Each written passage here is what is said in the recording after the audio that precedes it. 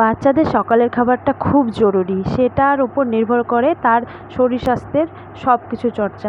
তো হ্যালো বন্ধুরা, সবাই কেমন আছো? আশা করি তোমরা সবাই খুব ভালো আছো। প্রিয়াঙ্কা কাশি সাহার এই চ্যানেলে সবাইকে স্বাগত জানাচ্ছি। তো এই দেখো, আমি আমার ছেলেকে সকালে খাবারে কি খাওয়াই, ঠিক 10টা থেকে 11টা। সকালে তো ওকে দুধ পিডিয়াশিওর দিয়ে আমি খাইয়ে দিই। তারপর আমি ওকে যে 10টা থেকে 11টার মধ্যে যে খাবারটা খাওয়াই সেটা হচ্ছে, প্রেসারে আমি ভাত করে নিয়েছি, ভাত আর এখানে করে নিয়েছি ডিম সেদ্ধ।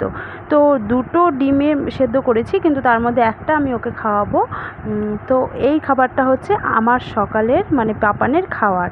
তো এই খাবারটা তোমরাও তোমাদের ছেলেদের ছেলে বা মেয়ে যেই হোক খাওয়াতে পারো। ওর বয়স 2.5 বছর।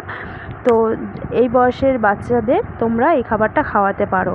তো শরীর স্বাস্থ্যের জন্য বাচ্চাদের এই 10টা থেকে 11টার খাবারটা কিন্তু খুব দরকার।